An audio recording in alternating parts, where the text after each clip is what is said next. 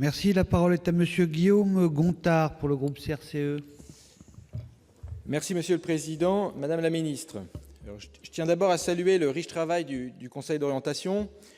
Pour cause de financement multipartite, le rapport ne s'est pas saisi du projet Lyon-Turin. Cependant, il se prononce tout de même sur la partie française, les liaisons entre Lyon et Saint-Jean-de-Maurienne. Je cite, « La démonstration n'a pas été faite de l'urgence d'engager ces aménagements dont les caractéristiques socio-économiques apparaissent à ce stade clairement défavorables et que ces travaux seront à engager après 2038, date postérieure à la validité maximum de l'utilité publique en août 2028. » Ce faisant, les constats officiels franco-italiens reconnaissent que les prévisions de fret routier ont été largement surévaluées. Ainsi, on constatait en 2017 moins de la moitié du volume prévu en 2006. De même, les circulations de fret ferroviaire franco-italiennes ont été divisées par 6 depuis 30 ans, malgré 1 milliard d'investissements entre Lyon, Dijon et Turin. Les analyses démontrent d'ailleurs que le réseau ferré existant offre la possibilité, moyennant quelques investissements, d'accroître considérablement cette offre de fret. Le rail pourrait ainsi accueillir les marchandises d'1 million de poids lourds par an dans les Alpes. Pourtant, après la pause décrétée au début de l'été, le Gouvernement, soufflant le chaud et le froid, a prorogé la déclaration d'utilité publique de 5 années. Nous peinons donc à comprendre s'il souhaite ou non engager la réalisation de ce tunnel, dont chaque kilomètre coûtera 150 millions d'euros. Ceci est d'autant moins compréhensible que sans les accès français et italiens, il est impossible de rentabiliser un tel ouvrage dont le modèle économique est déjà plus qu'incertain. J'aurais tendance à dire que l'on met la charrue avant les boeufs. Enfin, alors que l'incertitude politique italienne pèse également sur ce tunnel, ce double discours paraît d'autant plus curieux.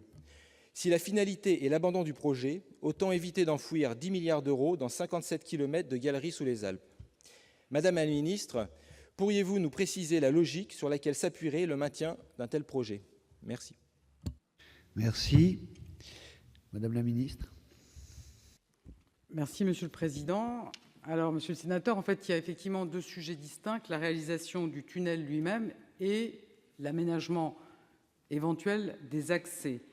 S'agissant du tunnel lui-même, je voudrais rappeler qu'il a fait l'objet d'un traité qui a été ratifié par le Parlement en France comme en Italie, que les travaux de reconnaissance de la section internationale sont désormais réalisés à plus de 75%, avec plus de 23 km percés à ce jour, et que les travaux définitifs du tunnel devraient être lancés au cours de l'année 2018.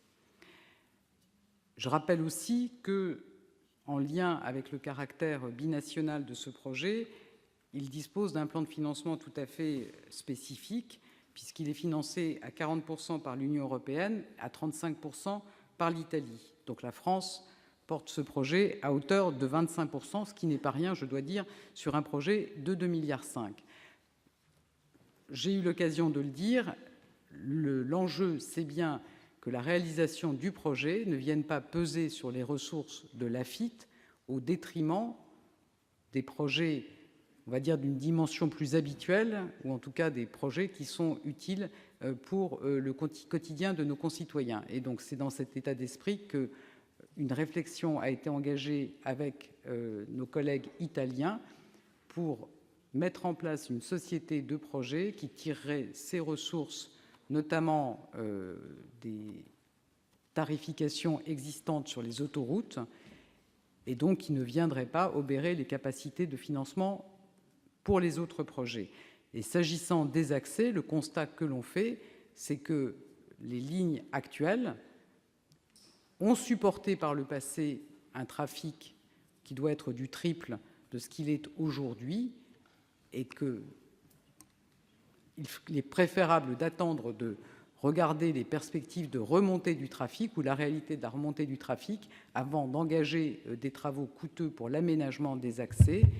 Donc, le tunnel de base fait bien l'objet d'un traité international et doit donc, à ce titre, faire l'objet d'un traitement spécifique.